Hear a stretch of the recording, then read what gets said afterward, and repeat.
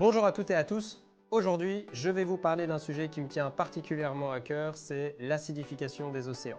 Alors moi, en tant que plongeur amateur, j'ai l'occasion de pouvoir plonger plusieurs fois par an et de remarquer, de constater chaque année l'évolution négative en fait des océans, la mort des coraux, l'empilement des déchets, surtout du plastique dans les fonds marins.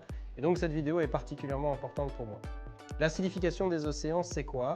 Eh bien, ça veut dire que c'est une baisse du pH. Donc c'est ce qui permet de pouvoir définir l'acidité d'une eau. Si vous avez une piscine chez vous ou un aquarium, vous êtes familier avec cette notion. Et le pH est en train de passer de 8,1 à globalement 8. Alors vous allez me dire, ouais mais moins 0,1 c'est rien. C'est vrai que c'est rien à l'échelle d'une piscine ou d'un aquarium. Par contre, à l'échelle des océans autour de la planète, c'est considérable. Comment est-ce que les océans s'acidifient? Eh bien, c'est parce que les océans absorbent le CO2 qu'il y a dans l'atmosphère. C'est un puits de carbone, on va en parler dans une autre vidéo, mais le fait d'absorber ce CO2, ça acidifie l'eau et ça a quoi comme conséquence? Eh bien, deux grandes conséquences.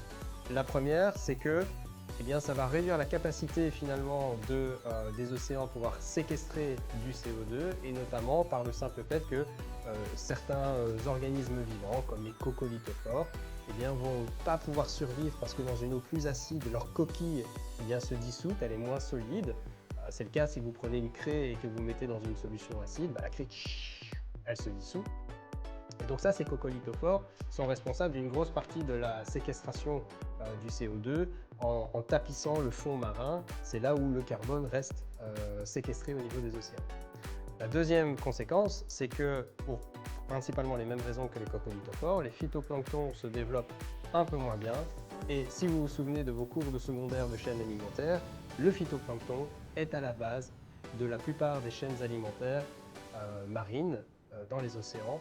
Et donc s'il n'y a pas de coccolithophores ou moins, c'est le pied sur lequel reposent les différentes chaînes alimentaires qui est tout simplement fragilisé, voire mis en danger.